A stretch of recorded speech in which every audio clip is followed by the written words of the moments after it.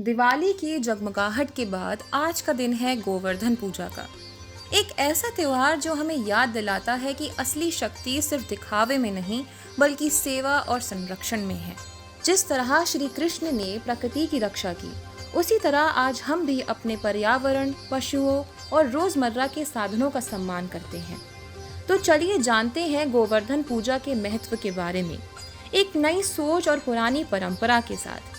नमस्कार, आप सुन रहे हैं रेडियो भारती और मैं हूं आपकी होस्ट मनमीत कौर। गोवर्धन पूजा, जिसे अन्नकूट पूजा भी कहा जाता है, सीधा सीधा भगवान श्री कृष्ण से जुड़ा है।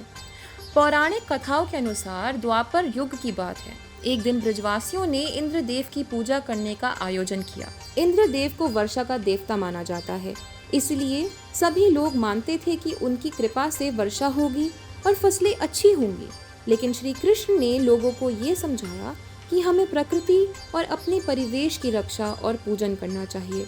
उन्होंने कहा कि गोवर्धन पर्वत हमारे पशुओं और जीवन के लिए अधिक महत्वपूर्ण है, क्योंकि यह घास, जल और अन्य प्राकृतिक संसाधन प्रदान करता है। श्री कृष्ण की यह बात सुनकर ब्रजवासियों ने इंद्रदेव की पूजा छोड़कर गोवर्धन पर्वत की पूजा करना शुरू कर दिया और इसी के चलते इंद्रदेव क्रोधित हो गए और उन्होंने मूसलाधार बारिश शुरू कर दी, जिसकी वजह से चारों ओर पानी भर गया और लोगों को परेशानी का सामना करना पड़ा। तब श्री कृष्ण ने अपनी छोटी उंगली पर गोवर्धन पर्वत को उठा लिया और सभी ब्रजवासियों को उसके नीचे आश्रय दिया।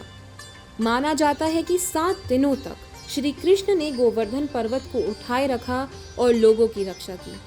अंत में इंद्रदेव को अपनी गलती का एहसास हुआ और उन्होंने भगवान श्री कृष्ण से माफी भी मांगी। तभी से गोवर्धन पूजा की शुरुआत हुई, जिसमें भगवान श्री कृष्ण को गोवर्धन पर्वत के रूप में पूजने की परंपरा बन गई।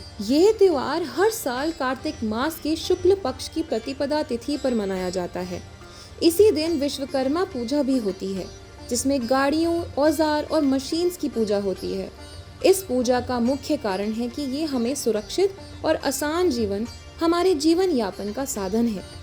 और आज इस पूजा का मुख्य कारण ये है कि वह हमें सुरक्षित और आसान जीवन देता है, हमारे जीवन यापन का साधन और हर काम करने की सहायता करता है। इसके अलावा कोई दुर्घटना, टूट फूट से बचने के लिए भी गाड़ियों, औजार और मशीन्स की पूजा करी जाती है। तो आज के लिए बस इतना ही। आप सभी को गोवर्धन पूजा की हार्दिक शुभकामनाएं। अब हम लेते हैं आपसे विदा। फिर मुलाकात होगी आपसे एक नए एपिसोड में। तब तक के लिए जुड़े रहिए रेडियो भारती के साथ। धन्यवाद।